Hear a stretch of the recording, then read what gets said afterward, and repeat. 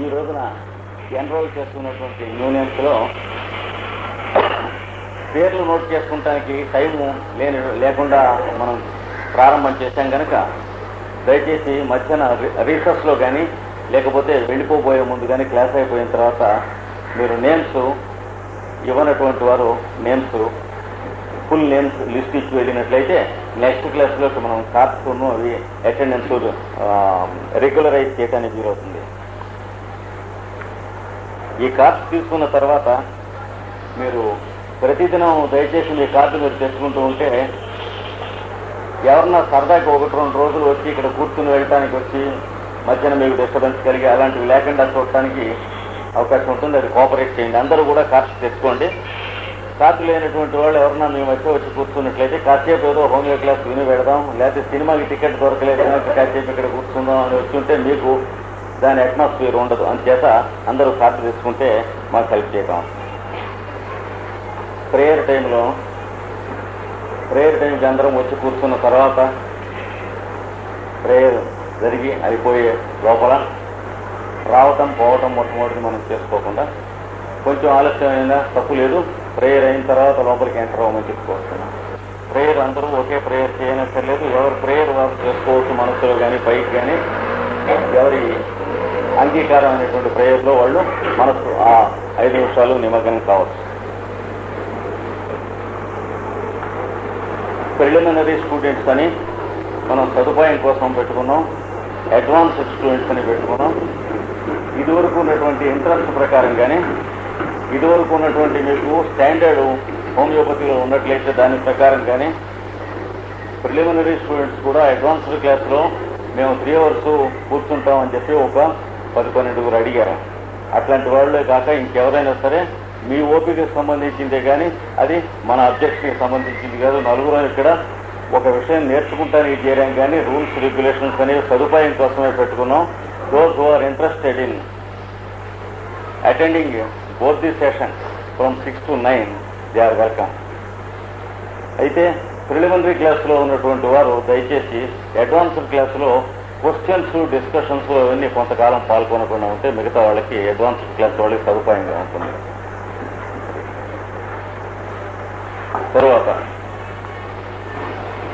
ఇంగ్లీషులో మనం టీచింగ్ చెప్పుకుంటూ పెడుతూ ఉంటే కొంచెం ఇబ్బందిగా ఉండి తెలుగు కూడా చెప్పవచ్చు అని కోరినటువంటి వాళ్ళు ఎవరైనా ఉన్నట్లయితే నాకు తెలియజేయండి.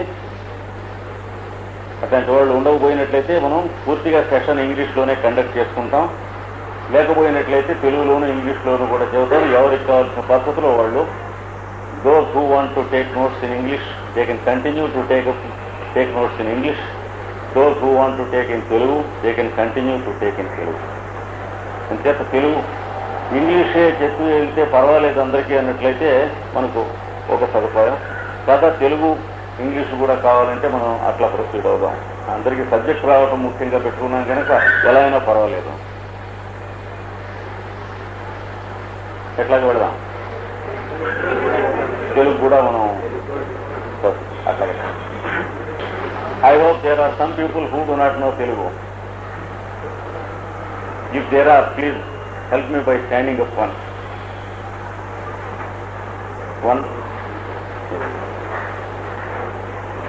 George can understand Telugu very well. Is it? Yes. So we prefer to teach and explain both in English and Telugu. That's better. Attendance మనకి ఎక్కువ టైం పడుతుంది కనుక మీ కార్డ్స్ మీద నంబర్స్ మీకు ఎస్టాబ్లిష్ చేసి ఇచ్చిన తర్వాత we'll call the attendance by numbers. It will help us in saving time. అందుకని దయచేసి ఎవరి నంబర్ వాళ్ళు గుర్తుంచుకోండి. మనం homeopathy A system of healing.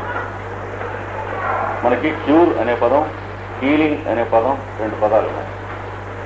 Homeo అనే పదం వీటి గురించి ఈ పూట ఇంట్రడక్టరీగా చెప్పుకుందాం. మీరు ఎక్కువ రాసుకునేటువంటిది ఉండదు. ఇంట్రడక్టరీగా వినేదే ఈవేళ ఎక్కువ ఉంటుంది. మీకు ఇవ్వబడినటువంటి రికార్డు బుక్స్ ఇలాంటిదే ఇంకొక రికార్డు బుక్ కూడా ఇస్తాం. ఒక రికార్డు బుక్ మీకు హోమియో ఫిలాసఫీ అంటే సిద్ధాంత భాగము అనే దాంట్లో నోట్స్ రాసుకున్నది ఒక బుక్. రెండవ పుస్తకం హోమియో మెటీరియా మెడికా, ఔషధ ప్రయోగ శాస్త్రము, దీనికి ఒక పుస్తకం.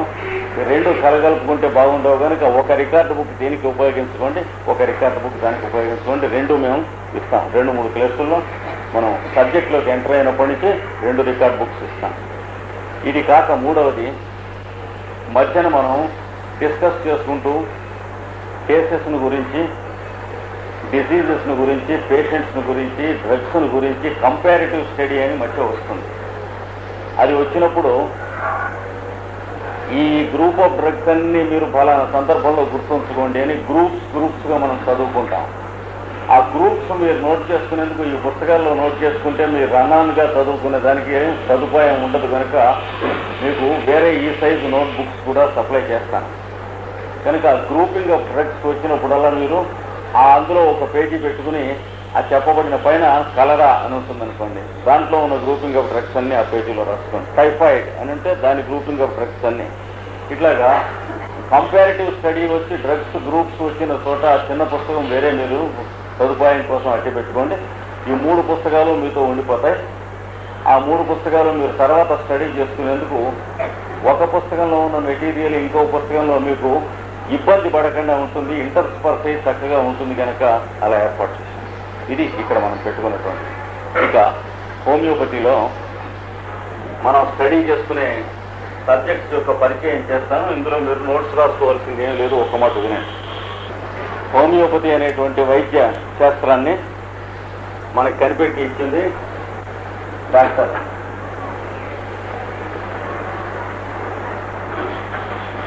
శామ్యూయల్ ఫ్రెడరిక్ హ్యానిమన్ అనేటువంటి జర్మను శాస్త్రజ్ఞుడు అనే మాట చాలదు, ద్రష్ట, తత్వవేత్త, మహర్షి, వెలుగును చూచి మానవ జాతికి క్షేమానికి ఇచ్చినటువంటి వాడు. తన జీవితాన్ని కూడా వాళ్ళ కోసమే వెలిగించినటువంటి వెలుగులలో ఆయన ఒకడు. ఆయన కనిపెట్టిన సిద్ధాంతం పేరు హోమియో. ఇక్కడ ఓ ఉంటుంది, గుర్తుపెట్టుకోండి. అంటే కొత్త వాళ్ళకి, పరిచయం ఉన్న వాళ్ళు ఏమి బాధపడకండి. హోమియోపతి, ఇక్కడ ఓ మర్చిపోకూడదు. హోమోపతి వేరే, మామూలుగా అంటూ ఉంటాం హోమోపతి అని. హోమో మీన్స్ ది సేమ్ అని అర్థం, హోమియో మీన్స్ సిమిలర్ అని అర్థం. Pathy means the system of serving the sick. ఉపచారము చేయుట, రోగోపచారము చేయుట. హోమియో సిద్ధాంతము ప్రకారము అనగా సారూప్య సిద్ధాంతం ప్రకారము, according to the law of similar, we are trying to help those who are suffering.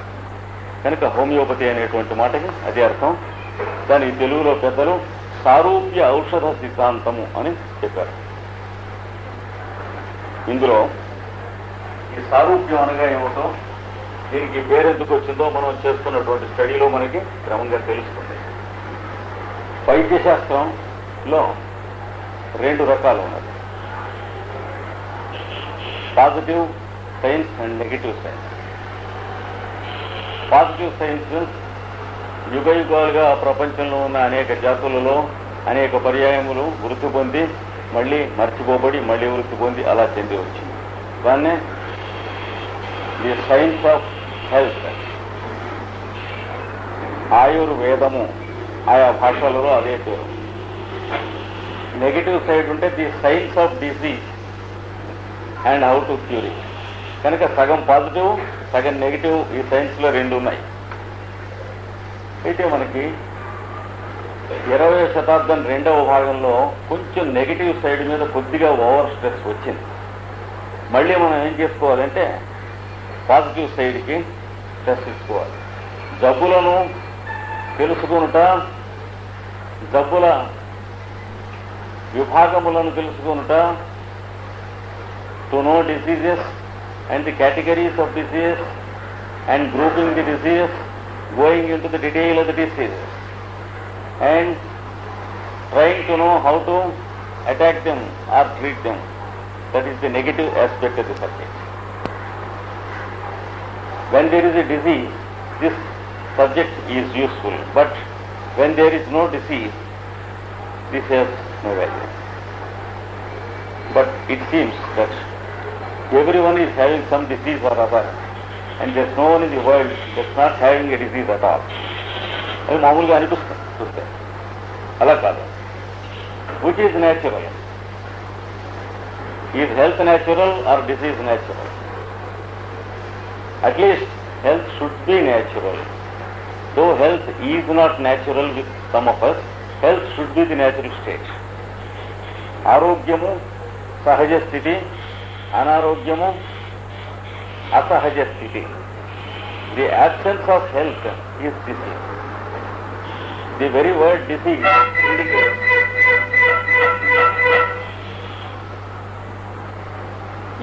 is having absolute value. Disease is the negative aspect or the absence of ease. So, first of all, remember that you have to know about health, and then a disturbance, that is disease.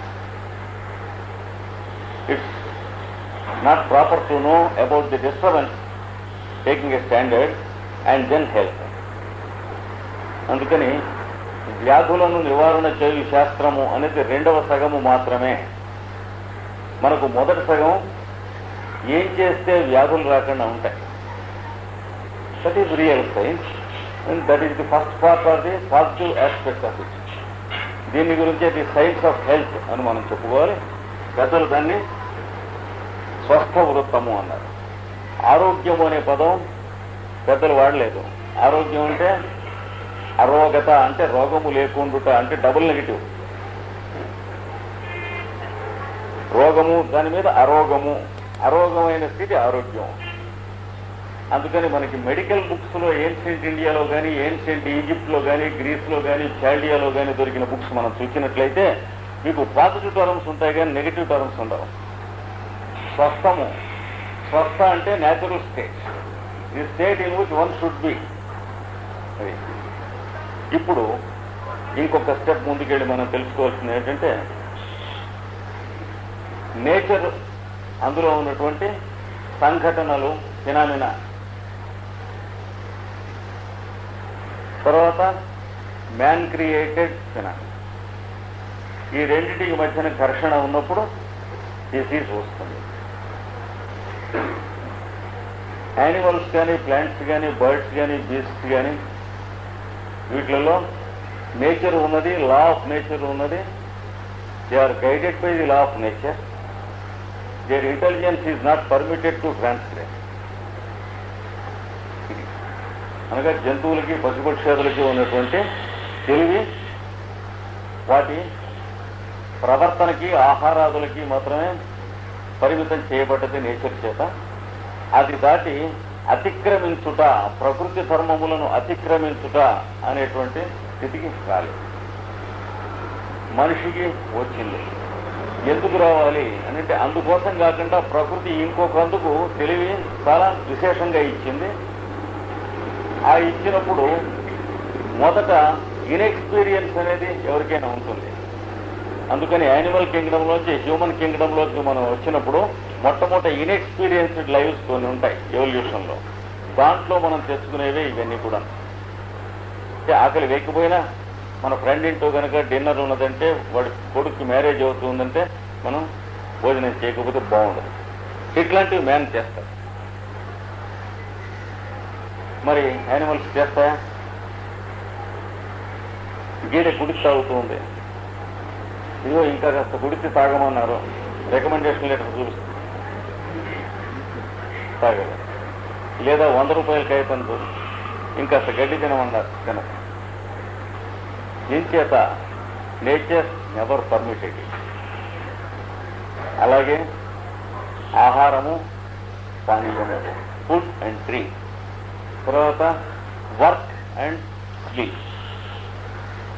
వీటిలలో నిద్ర వచ్చినప్పుడు నిద్రపోతుంది జంతువు, మెలకు వచ్చినప్పుడు ప్రవర్తిస్తుంది. మానవుడు నిద్ర వచ్చినప్పుడు కూడా మరి నిద్రపోకుండా ఉండటానికి కావాల్సినటువంటి మంచివి చెడ్డవి చాలా కనిపెట్టుకున్నాం.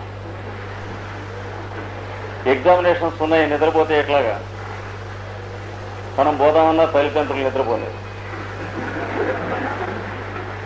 ఎవరన్నా నిజంగా ఆరోగ్య సూత్రాలు తెలిసిన తల్లిదండ్రులు నిద్రపోమన్నా కుర్రాడికి నిద్రపట్టదు పరీక్ష. ఎదరవేరే ఉంది ఆల్సో ట్రూ.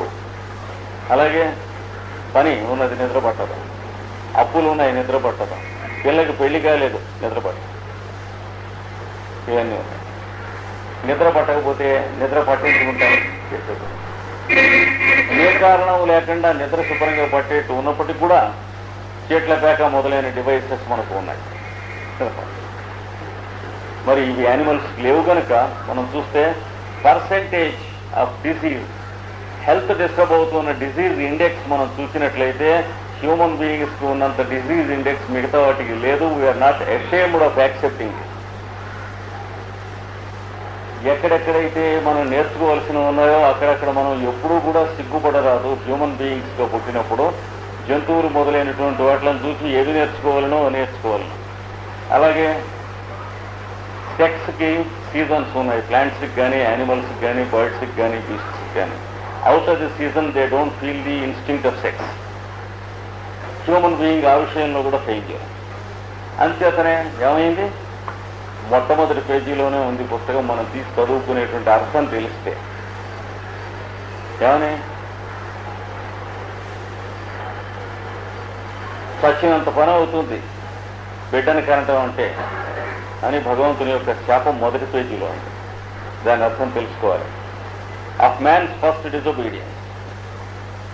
మొట్టమొదటిగా ఈ చెట్టు పండు తినవద్దు అంటే తిన్నాడు అనే మాటకి అర్థం పొడుపు కదా అనేది తెలియాలి. తెలిస్తే 2 శాపాలు ఇచ్చారు. అందులో ఒక శాపం ఏమిటి, through pangs of death you bring fourth. మిగతా జీవరాశులన్నిటికీ బిడ్డను కనటం అనేటువంటిది న్యాచురల్ ఫినామినా. హ్యూమన్ బీయింగ్కి అదొక రకమైనటువంటి క్రైసిస్, హెల్త్ క్రైసిస్. అంటే ఇట్ రిక్వైర్స్ డాక్టర్స్, మిడ్వైఫ్స్. అన్ని ఇన్ని ఉండి కూడా పర్సంటేజ్ ఆఫ్ రిస్క్ యానిమల్స్ కంటే ఎక్కువగా ఉంటుంది. కారణం ఏంటి అనేటువంటిది ఏన్షియంట్ నేషన్స్ యొక్క స్క్రిప్చర్స్ మనం తీసి చూసినట్లయితే 1-2 పేజీలు తీసి చూస్తే absolute principles of eternal science మనకు అక్కడ కనిపిస్తాయి. కనుక ట్రాన్స్గ్రెస్ చేసిన దాని పెనాలిటీ నేచర్లో ఎప్పుడూ ఉన్నది. ఈ ముక్కలు చెప్పకుండా మనకు వైద్యం చేస్తే సంతోషంగా ఉంటుంది. దానికోసం చేసేది కమర్షియల్ టైప్ ఆఫ్ వైద్యం కనుక మనం అట్లా కాకుండా నేచర్ని అబ్జర్వ్ చేసి సూచన కొద్దీ ఒక విషయం మనకు అర్థమవుతుంది. Nature is essentially progressive. ప్రకృతి ధర్మములు ఏది కూడాను మనకు పురోభివృద్ధికి సంబంధించినటువంటివి ఇంకొకటి ఏం లేవు. జననము సహజం, శరీరం పెరగటం సహజం, శరీరంతో పాటు మనస్సు, బుద్ధి, చిత్తము, ఇంద్రియ ప్రవర్తనలు మొదలైనవి పెరగటం సహజం. వయస్సు, వయోధర్మములు, ఆయా వయస్సులకు సంబంధించినటువంటి ఇన్స్టింక్ట్స్, ఇమోషన్స్, రిఫ్లెక్సెస్ ఇవి పెరగటం సహజం. ఎట్లా పెరిగిందో అలాగే క్రమంగా పెరుగుదల, ఇంకొక టర్నింగ్ పాయింట్ తీసుకుంటాం సహజం. అంటే పుట్టినప్పటికీ ఒక వయస్సు వచ్చే వరకు కాన్షియస్నెస్ మ్యాటర్లోకి అప్వర్డ్ వేవ్ తీసుకుంటుంది. ఇంకా శరీరం పెరుగుతుంది తీసుకున్న ఆహారంతో, మనస్సు, బుద్ధి మొదలైనవి పెరుగుతాయి. ఎక్కడ అప్లై చేస్తే ఆ సబ్జెక్టులోకి మనం విస్తృతి చెందుతాం. ఇట్లా ఉంటాయి. ఉండి ఒక చోటుకి వచ్చేటి టర్నింగ్ పాయింట్ వస్తుంది. అది మనం గ్రహించుకోవాలి. ఆ రోజు నుంచి మనం తిన్నటువంటి ఆహారం మన శరీరాన్ని పోషించి రక్షించడానికే కానీ పెంచడానికి ఇంకో పనికిరాదు. వాళ్ళు పెంచినట్లయితే సెకండరీ థిక్కెనింగ్, అనగా డాక్టర్ తర్వాత ఏదో ఒక రోజున కోసి పారేయడానికి పనికొచ్చిన భాగం పెరుగుతుంది కానీ శరీరానికి కావాల్సింది పెరగదు. కనుక తిన్నది అది వరకు అక్కడికి వచ్చింది, తర్వాత తిన్నది హోర్డింగ్ వస్తుంది శరీరంలో. ఎక్కడ హోర్డింగ్ వచ్చినా సరే, పదార్థమైనా సరే, మనీ అయినా సరే మొదలైనది బర్స్టింగ్ పాయింట్కి, క్రిటికల్గా సిచ్యువేషన్కి తీసుకెడుతుంది. ఇన్ఫ్లేట్ అవుతుంది తప్ప పనికొచ్చేది కాదు. కనుక ఎట్లయితే ఒక నేషనలిస్ట్ స్పిరిట్ లేనటువంటి సిటిజన్స్ ఒక నేషన్లో ఎలా అయితే క్రైసిస్ తెచ్చుకుంటారో అదే మోస్తరుగా బాడీలో అది వరకున్న వ్యామోహంతో మనం ఆహారాదులు కూడా అదే రుచులు గుర్తుండి ఆ నెచ్చుతో మనం తినటం మొదలైనవి చేసినప్పటికీ కూడా శరీరానికి అది క్రైసిస్ తీసుకొస్తుంది, కానీ ఇంకోటి తీసుకురాదు. కనుక ఇక్కడి నుంచి క్రమంగా నేర్చుకునే విషయాలు కూడా అంతకుముందు నేర్చుకున్నవి రీఅరేంజ్ చేసుకుంటాం తప్ప కొత్తగా నేర్చుకునేవి ఏమి ఉండవు. ఎక్స్పాండ్ అయ్యేటువంటిది ఏమి ఉండదు. అంటే period of consolidation and rearrangement, no period of expansion. అది వచ్చిన తర్వాత కాన్షియస్నెస్ మ్యాటర్లోంచి యువతలకు వస్తుంది. ఇలాగా లా ఆఫ్ వైబ్రేషన్ అని ఒకటి కొన్ని లక్షల సంవత్సరాల కిందట ప్రాచీన శాస్త్రజ్ఞులు అన్ని జాతులలోనూ అన్ని దేశాల్లోనూ కనిపెట్టారు. దాని ప్రకారం ఇక్కడి నుంచి ఇక్కడికి మ్యాటర్లోకి ఎంటర్ అయినప్పుడు దీన్ని బర్త్ అంటాం మనం. ఇక్కడి నుంచి దాంట్లో జీవితలకు వచ్చినప్పుడు డెత్ అని అంటాం. ఈ రెండును రెస్పిరేషన్ కింద నడుస్తూ ఉంటాయి. దానికి సంబంధించినటువంటిదిగానే మన రెస్పిరేషన్ కూడా నడుస్తూ ఉంటుంది. ఒక ఇన్హలేషను, ఒక ఎక్సలేషను, అంటే ఒక ఉచ్ఛ్వాసము, ఒక నిశ్వాసము, ఈ రకమైన యూనిట్స్తో జీవితం అనేటువంటిది చేయబడి నడుస్తూ ఉన్నది. ఇవన్నీ న్యాచురల్ ఫినామినా. ఇందులో ఎవరు ఏమి చేయగలిగినటువంటిది లేదు. చేయగలిగినట్లయితే ఆ ఉన్నటువంటి లా అంటే రూల్స్తో కోఆపరేట్ చేయటం తప్ప మనం కోఆపరేట్ చేస్తే జీవితం సుఖవంతంగాను, సంతోషవంతంగాను, ఆనందవంతంగాను ఉంటుంది. లేకపోయినట్లయితే ఈ శరీరంలో ఉన్నంతకాలం కొంచెం స్ట్రెయిన్ ఉంటుంది, స్ట్రెస్ ఉంటుంది, లేకపోతే బాధ ఉంటుంది. ఏదో ఒక బాధపడుతూ లివింగ్ అవే లైఫ్ తప్ప లివింగ్ లైఫ్ ఉండదు. అంటే జీవితం మొత్తం ఒక డోకేసినట్టు, వాంతి చేసుకున్నట్లుగా జీవించడం. పుట్టాం కాబట్టి బతకాలి, బతుకుతున్నాం కాబట్టి we have to live until we die. ఇది వచ్చేస్తుంది. అంటే మన థాట్స్ మన లైఫ్ని హంట్ చేస్తూ అదే లివింగ్ కింద అలాంటి దుస్థితి ఒకటి వచ్చి ఆ స్థితిలో శారీరకంగా కానీ మానసికంగా కానీ నడుస్తుంది. అంటే నేచర్తో డిస్హార్మనీ ఎప్పుడైతే వచ్చిందో అప్పుడు ఈవిల్ అనేటువంటిది మనలో పుడుతుంది. Because nature is not created by us, therefore nature is something divine. అది తెలుసుకోవాలి. ఒక్కటి కామన్ సెన్స్ ప్రకారం మనం ఆలోచిస్తే ఈ వైద్య శాస్త్రంలో ఉన్నటువంటి పవిత్రత మనకు తెలుస్తుంది. మనం మన ఇష్టం వచ్చినవి ఆలోచించగలం, మాట్లాడగలం, మన ఇష్టం వచ్చిన పని చేయగలం అని అనుకుంటున్నాం. కానీ ఎప్పటి నుంచేది మన మొదటి ఉచ్ఛ్వాస నిశ్వాసం మొదలుపెట్టి since the time we are permitted to live on this year. కనుక మొదటి ఉచ్ఛ్వాస నిశ్వాసం మనం చేసిందా, మన ఇష్టం వచ్చిందా, మనకు సంబంధించిందా? Therefore we're made to live on this earth తప్ప వీ ప్రపోజ్ టు లివ్ అనేది లేదు. ఆ తర్వాత వస్తుంది కూడా we can't propose to live. Because we're living we can propose to live. ఉచ్ఛ్వాస నిశ్వాసాలు మనం చేస్తున్నవి కావు, మనకి మన చేత చేయిస్తున్నది. కొంచెం ఆలోచిస్తే ఎప్పుడున్నా నేచర్ ప్రాక్టికల్ జోక్ వేయటానికి ఒక 24 గంటలు మీ ఉచ్ఛ్వాస నిశ్వాసాలు మీరే చేసుకోండి ఈవేళ అని అన్నదనుకోండి, ఏం జరుగుతుంది? ఒక జీవితం మీద ఉన్న ప్రాణభీతి వలన ఒక 2-3 నిమిషాలు మన ఉచ్ఛ్వాస నిశ్వాసాలు మనం చేసుకోవచ్చు. ఇంతలోకే టెలిఫోన్ వస్తుంది. మాట్లాడుతూ ఉంటే ఏదో మోస్ట్ ఇంపార్టెంట్ థింగ్ వాడు మాట్లాడతాడు. మన ఉచ్ఛ్వాస నిశ్వాసాల కంటే ఇంపార్టెంట్ థింగ్ లాగా అనిపిస్తుంది. హ్యూమన్ లాజిక్ లో ఉన్నటువంటి సిచ్యులేసి అది వెంటనే కింద పడి చచ్చిపోతాం. ఇది మన శ్వాస మనం పీల్చుకోమని కనుక ఒక 24 గంటలు అన్నట్లయితే, అట్లాగే హార్ట్ బీట్ మన ఇష్టం కాదు. వీటిలలో మన ఇష్టం కానివి 199, అయినవి 1% ఉన్నాయి. హార్ట్ బీట్ కానీ, బ్లడ్ సర్క్యులేషన్ కానీ, రెస్పిరేషన్ కానీ, లోపల ఉన్న డైజెషన్ కానీ, కిడ్నీస్ యొక్క ఫంక్షన్ కానీ, వీటిలలో ఏదైనా సరే మనం నిద్రపోతూ ఉంటే వాటి ఫంక్షన్స్ అవి చేసుకుంటున్నాయని మనం అంగీకరింపక తప్పదు. అంచేత మనం చదువుకున్నటువంటి చదువుకు కానీ దానికి సంబంధించినటువంటి ఏమాత్రం కానే కావు. అందుకని మనలో పనిచేస్తున్నటువంటి తెలివితేటలు, విజ్ఞానం అనేటువంటి దాంట్లో మనం వెనుకున్న విజ్ఞానం కాక మన లోపల పనిచేస్తున్నటువంటి విజ్ఞానం చాలా ఉంది. 3/4 అనేటువంటిది అమృతం దివి అన్నాడు. పాదోత్స్య విశ్వాభూతాన్ని 1/4 లో మనం అంతా లివ్ చేస్తున్నాం. We know that it is our intelligence and our knowledge and what we know. The rest of the thing it knows us we don't know it. ఇది తెలియాలి. అది మనం ఎరుగుంది, మనం దాన్ని ఎరగంది 3 వంతులు, మనం దాన్ని ఎరుగున్నది 1 వంతు. వైద్య శాస్త్రం కూడా ఇంతే, మనకు తెలిసింది. ఏ శాస్త్రమైనా అంతే, కోపడకూడదు విషయం అంటే. ఇట్లా ఉంటున్నప్పుడు మనం నేర్చుకోకపోయినా జరిగేవి ఉన్నాయి. ఉదాహరణకి నాబోటి తెలుగు మాస్టర్ కెమిస్ట్రీ చదువుకోకపోయినా ఆక్సిజనే పీలుస్తాడు, కార్బన్ డైఆక్సైడ్ వదిలిపెడతాడు. చూసారా? కెమిస్ట్రీ చదువుకుంటే కానీ ఆక్సిజన్ పీల్చడానికి వీలు లేకపోయి ఉన్నట్లయితే చాలా సుఖంగా ఉండేది. అంటే పీల్చవలసిన అవసరం ఉండదు, ఎంతసేపు ఉంటాం.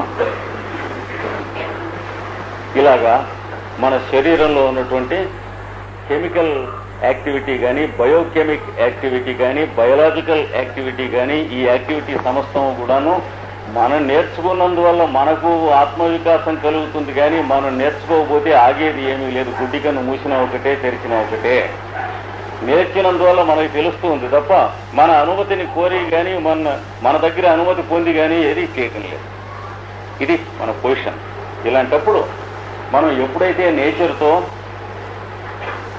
కోఆపరేట్ చేయలేకపోతాం, నేచర్తో ట్యూన్ చేసుకోలేకపోతాం, నేచర్ యొక్క ఫంక్షన్స్ ని రాంగ్ గా అండర్స్టాండ్ చేసుకుంటాం, మిస్అండర్స్టాండ్ చేసుకుంటాం. అప్పుడప్పుడలా మనకి మనం చేసిన పొరపాటు వల్లనే చిన్న డ్యామేజ్ అవుతూ ఉంటుంది. మెషిన్లో వేలు పెట్టినట్లయితే మెషిన్ నా వేలు కత్తిరించింది అని అనటానికి వీలు లేదు. ఆ వేలు పెట్టడం అనేటువంటి కర్తృత్వం మన దగ్గర ఉన్నది. కనుక ఏ రోజు ఎవరికైనా శారీరకం కానీ మానసికం కానీ వ్యాధి వచ్చినదంటే, let it be physical disease or mental disease or psychological disease, anything, that means that we have transgressed and no exception.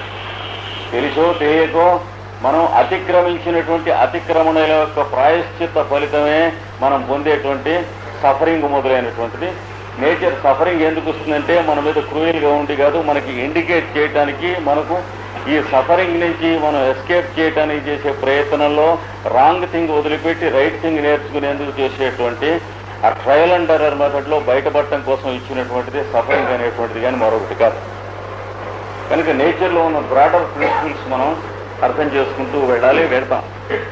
ఇప్పుడు డిజీజ్ అనేటువంటి దాని గురించి, హెల్త్ అనేటువంటి దాని గురించి కొంచెం పెద్దలు ఏమేమి ఇచ్చారో తెలుసుకుందాం.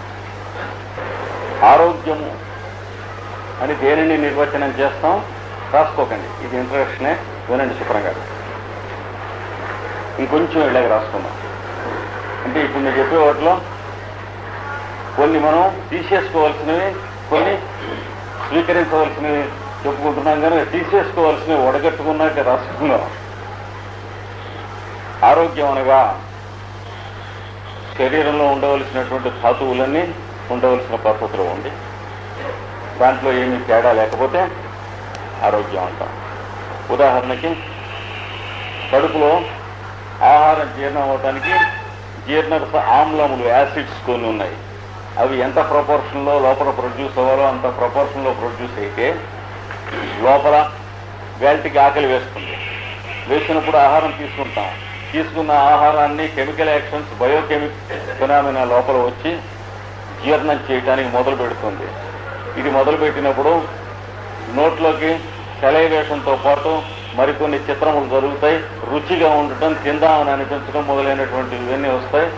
అది రెలిష్ చేయటం కానీ, మనం తినటం కానీ, అపిటైట్ కానీ, హంగర్ కానీ ఇవన్నీ వచ్చిన తర్వాత తిని లోపలికి వెళ్ళిన తర్వాత ఆహారం పరిణామం మొదలైనవి జరగటం దగ్గర నుంచి శరీర భాగంలో ఏ భాగంలో అయినా సరే, ఎక్కడైనా సరే ఉండవలసిన పద్ధతిలో ఉన్నట్లయితే, క్యాండిల్స్ తెచ్చి ఉంచారు కదా, వెలిగించండి. శరీరంలో ఏ భాగంలో అయినా సరే ఏ డిస్టర్బెన్స్ లేకపోయినట్లయితే, మనస్సుకి ఏ డిస్టర్బెన్స్ లేకపోతే, శరీరం మీద ఏ బాధ లేకపోతే ఆరోగ్యంగా ఉన్నట్లు. అంటే శరీరం శిరస్సు దగ్గర నుంచి పాదాల దగ్గర దాకా ఒక మాట ఊహించండి. ఊహించినప్పుడు ఇందులో ఏ భాగం మీద కానీ కురుపులు కానీ, నొప్పులు కానీ, పోట్లు కానీ, శూలలు కానీ మొదలైనటువంటి ఏమి లేకుండా ఉంటే, చర్మం మీద చర్మ వ్యాధులు లేకుండా ఉంటే, గోళ్ల మీద గోళ్ల వ్యాధులు లేకుండా ఉంటే, కంటి యందు కంటి వ్యాధులు లేకుండా ఉంటే, చెవి యందు చెవి వ్యాధులు లేకుండా ఉంటే, ఇట్లా శరీరంలో ఒక్కొక్క భాగమే తీసుకుని స్వీకరించినటువంటి ఆహారం జీర్ణమైనట్లయితే, ఆ జీర్ణమైనటువంటి ఆహారం పరిణామమై మన బలంలోకి, శరీరంలోకి బలంగా వచ్చినట్లయితే, విటమిన్స్ గా వచ్చినట్లయితే, ప్రోటీన్స్ గా వచ్చినట్లయితే, ఇలాగ నడుస్తూ ఉన్నప్పుడు దాన్ని ఏమని అంటారు? ఆరోగ్యము. ఆ పరిస్థితిని ఆరోగ్యం అని అంటారు. ఈ పరిస్థితి నుంచి డిస్టర్బెన్స్ వచ్చినప్పుడు అనారోగ్యము అని అంటారు. అనారోగ్యం దేని వల్ల తెలుస్తుంది అని అంటే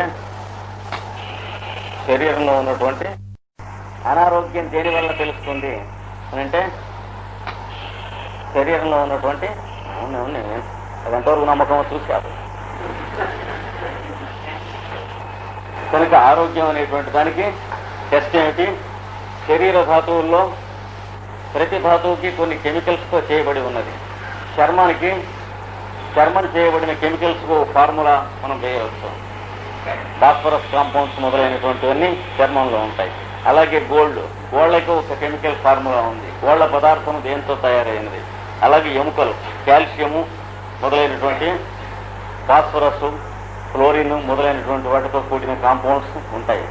అలాగే లోపల ఉన్నటువంటి సన్నని సున్నితమైనటువంటి చర్మము అంటే మ్యూకస్ మెంబ్రెయిన్ దేనితో తయారైనవి దానికి ఉన్నది. అంటే శరీరంలో ఉన్న ధాతువులను మనం లెక్క వేసినట్లయితే ఎముకలు, చర్మము, గోళ్ళు, కేశములు, వెంట్రుకలు, కండరములకు అటు ఇటు కట్టబడినటువంటి త్రాళ్లతో కట్టబడిన స్నాయువులు లేక టెండన్స్ మొదలైనవన్నీ మనం వరుసను లెక్క వేసుకుంటూ వస్తే ఇందులో ఒక్కొక్క దానికి తయారు కావడానికి కావలసిన రసాయనికములైన మూలద్రవ్య పదార్థములు ఉన్నవి. అంటే కొన్ని కెమికల్ కాంపౌండ్స్ లోపల ఉన్నాయి. ఆ కెమికల్ కాంపౌండ్స్ వాటి బేసిక్ గా ఉన్నటువంటి కెమికల్ సబ్స్టెన్సెస్ తో తయారవుతూ ఉన్నాయి, ఎలిమెంట్స్ తో. ఇప్పుడు ఆరోగ్యంగా ఉన్నటువంటి మనిషి శరీరంలో ఉన్న కెమిస్ట్రీని మనం యావరేజ్గా తీసుకున్నట్లయితే ఇదిగో దీని ఎముకలు ఇట్లా ఉన్నాయి. దీని చర్మంలోంచి తీసి మనం ముఖం బయాప్సీ తీసి చూసినట్లయితే ఇందులో ఉన్నటువంటి టిష్యూస్ ఇలా ఉన్నాయి. ఇలా లెక్క వేసి ఆరోగ్యవంతుని శరీరమునందు ఉన్నటువంటి ధాతువులు అని ఫార్ములా మనం తీసుకున్నట్లయితే ఆ ఫార్ములా ప్రకారం ఎవడి శరీరంలో ఉంటుందో వాడు ఆరోగ్యంగా ఉన్నట్టు. అలా కాక ఎవరి శరీరంలో చర్మం కొంచెం ముక్కదీసి టెస్ట్ చేసినట్లయితే ఏదైనా ఒకనొక వ్యాధికి సంబంధించిన లక్షణమునకు పాజిటివ్ అంటే ఆ వ్యాధి ఉన్నది అనే టెస్ట్ వచ్చినట్లయితే ఆ వ్యాధి ఉన్నట్లు. అలాగే సెన్సేషన్ పోతుంది తిమ్మిరి, అక్కడ కొంచెం ముక్కదీసి టెస్ట్ చేసినట్లయితే సెన్సేషన్ పోవటానికి కారణం ఏమైనది. అలాగే తలనొప్పులు వస్తూ ఉంటాయి. తలనొప్పి రావడానికి కారణం ఏమిటి? తలకాయలో ఉన్నటువంటి రక్తనాళాలు సంకుచితత్వం చెందుతాయి. చెంది రక్తం ప్రసారం అనే దానికి ఒక్కొక్కప్పుడు అడ్డం వస్తుంది.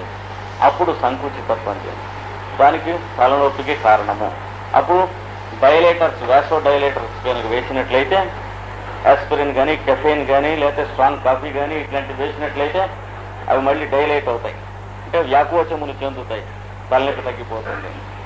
కనుక అనారోగ్యమునకు కారణములు ఆయా భాగములను పరిశీలన చేయటం వల్ల వస్తాయి.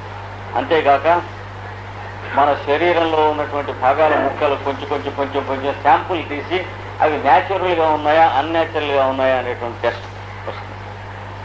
అది చూస్తాం. అన్యాచురల్గా ఉంటే డిసీజ్ కింద లెక్క, న్యాచురల్గా ఉంటే హెల్త్ కింద లెక్క. అంతేకాక శరీరం నుంచి వచ్చేటువంటి ఎక్స్క్రీట్స్ అనగా విసర్జితములైనటువంటి ద్రవ్యములు చూసినట్లయితే యూరిన్ టెస్ట్ చేస్తే ఆరోగ్యవంతుడైనటువంటి వాడికి యూరిన్లో ఏమేమి సాల్ట్స్, యాసిడ్స్ ఉంటాయి, ఏది అమోనియా ఎంత ఉంటుంది, యూరిక్ యాసిడ్ ఎంత ఉంటుంది మొదలైనవన్నీ టెస్ట్ చేస్తే వాడికి ఆరోగ్యంగా ఉన్నట్లు. అది కాక ఉండకూడనటువంటివి కొన్ని ఆల్బ్యూమిన్ ఉంటే ఆల్బ్యూమిన్ యూరియా, షుగర్ కనుక ఉన్నట్లయితే డయాబెటీస్ మెల్లిటస్, ఇలాగా అందులో బ్లడ్ కనుక ఉండి బ్లడ్ కార్పసల్స్ కనుక ఉన్నట్లయితే హెమటూరియా. ఇట్లా అంటే రక్త కణములు యూరిన్లో వెళుతున్నవి, లేక చక్కెర యూరిన్లో వెళుతున్నది, లేక ఆల్బుమిన్ శుక్రభాగం యూరిన్లో వెళుతున్నది, లేదా సెమినల్ టిష్యూ వెళుతున్నది. ఇట్లా చూస్తే యూరిన్ ఈజ్ అబ్నార్మల్. ఈ అబ్నార్మాలిటీ వల్ల వాడికి ఈ డిసీజ్ ఉన్నది అని చెప్తాం. అప్పుడు ఏం చేస్తాం? ఇన్సులిన్ అనేటువంటి పదార్థం శరీరంలోంచి ప్రొడ్యూస్ అవటం అనేటువంటిది ఆగిపోయిన కారణం చేత యూరిన్లో షుగర్ వెళ్ళిపోతుందని తెలుసుకుంటాం. అప్పుడు ఇన్సులిన్ అనే పదార్థం శరీరంలో తయారవటం మానేసింది కనుక మనం ఏం చేస్తున్నాం, ఇన్సులిన్ శరీరానికి సప్లై చేస్తే మళ్ళీ యూరిన్లో షుగర్ ఆగిపోతుంది. కనుక క్లినికల్ టెస్ట్ అంటారు. అంటే వైద్య శాస్త్రమునందు శరీరమునందు వచ్చినటువంటి మూత్ర పురుష స్వేదాదులను పరీక్ష చేసి పురుషమునందు స్టూల్లో ఈ పదార్థములు వెళ్ళిపోతున్నాయి. అన్డైజెస్టెడ్ ఫుడ్ అన్డైజెస్టెడ్గా వెళ్ళిపోతూ ఉన్నది. డైజెషన్ జరగటం లేదు. శరీరానికి ఎస్టిమ్యులేషన్ అంటే ఆహార గ్రాహకం జరగటం లేదు. అందుచేత మనిషి ఎండిపోతున్నాడు, నీరసం వస్తూ ఉన్నది, తెలివి తగ్గుతూ ఉన్నది, క్రమంగా ఎక్కడ కూర్చుంటే అక్కడ నిద్రపోదామని అనిపిస్తూ ఉన్నది. ఆఫీసులో కూడా కాసేపు ఇంటికి వెళ్ళిపోయి ఎప్పుడు సెలవు పెట్టి పడుకుంటే బాగుంది, ఇట్లాంటివన్నీ వస్తూ ఉన్నాయి.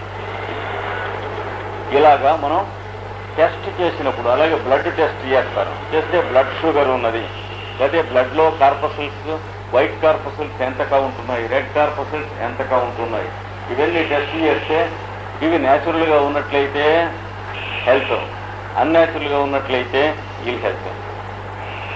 దీన్ని బట్టి ఏది తక్కువగా ఉన్నదో దాన్ని సప్లై చేయడం శరీరానికి, దాన్ని వైద్య ప్రక్రియ. ఇది ఒక పద్ధతి. రాసుకోకండి, ఊరికే వినండి, పరిచయం చేసుకుంటున్నాం. శరీరంలో కాల్షియం తక్కువగా ఉంది. పిల్లవాడికి కాళ్ళు సన్నగా అయిపోతాయి, వంగుతాయి, నడవలేడు, నడుస్తూ ఉంటే పడిపోతాడు. చిన్నపిల్లలు వీడికి పళ్ళు చిన్నగా రావు, వచ్చినా రాలిపోతాయి. రాలిపోయిన తర్వాత మళ్ళీ రావటం ఆలస్యం అవుతాయి. తర్వాత మాడు కలిసిపోదు. 2 ఏళ్ళు 3 ఏళ్ళు వచ్చినప్పటికి కూడా ఈ మధ్యన సంత ఉంటుంది, ఫాంటెనెలిస్ ఈజ్ ఓపెన్. ఇలాంటిది అంటే శరీరమునందు కాల్షియం తక్కువగా ఉన్నది. వాడికి కాల్షియం కంటెంట్కి సంబంధించిన మందు ఇస్తాం, ఇస్తే గర్భంగా పెరుగుతుంది. కనుక ill health, health, ill health అనేటువంటి ఈ టర్మ్స్లో మనం అండర్స్టాండ్ చేసుకుంటూ ఉన్నది. ఇది కాక రోగమునకు కారణమేమి? దగ్గుతున్నాడు, జలుబు చేస్తుంది, ఊరికే దగ్గుతున్నాడు అంటాం. ఒక పూట కాకుండా వరుసన 10 పూటలు తగ్గితే ఆగండి తగ్గుతున్నాడు, we pause there, we take the fellow to the doctor. అప్పుడు ఆయన దగ్గుకు మందు ఇస్తారు. దగ్గు తగ్గేనా అంటే దగ్గు తగ్గేనా, లేకపోతే దగ్గు తగ్గేనా. ఇంకా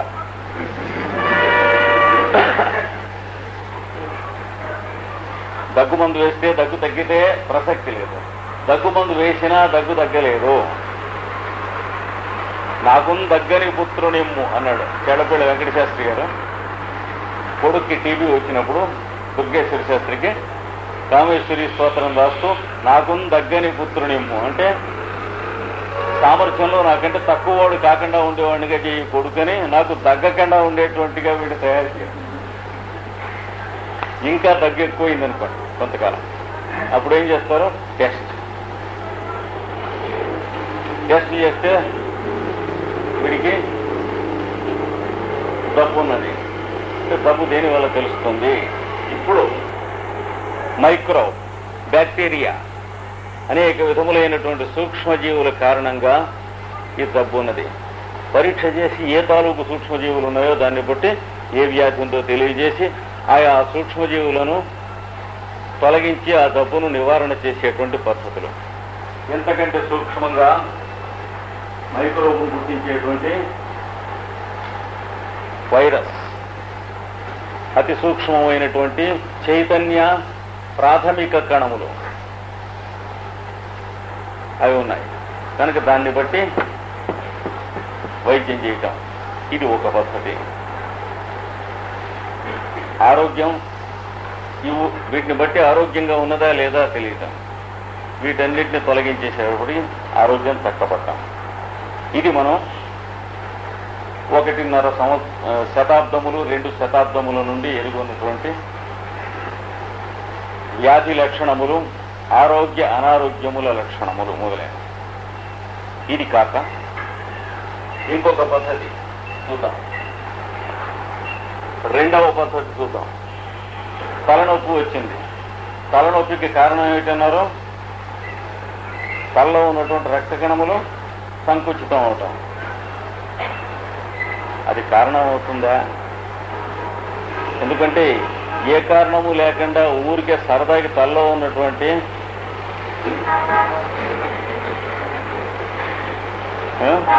రక్తనాళాలు ఇట్లాగా కాసేపు సరదాకి ఇట్లా అంటాయా?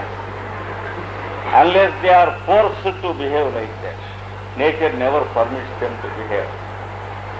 ఇంకొకటి విరేచన బద్ధకమైన ఏం చేతనం అని అడిగితే దానికి కావలసినటువంటి ఆ పెప్సిన్ మొదలైనటువంటివన్నీ లోపల పుట్టుట లేదు. కడుపులో కావలసిన యాసిడ్స్ కానీ కావలసిన ఆల్కలీస్ కానీ పుట్టడం లేదు. కారణం కనుక ఇట్ ఈస్ ది కాజ్ అన్నా కదా. ఇది కాజ్ కాదు. ఎందుకంటే మీకు మీకు మీకు ఆ కడుపులో ఉన్నటువంటి యాసిడ్స్ ఆల్కలీస్ పుడుతూ నాకు పుట్టడం లేదు అంటే అది కారణం అవదు. దానికి ముందు ఉంటుంది కారణం.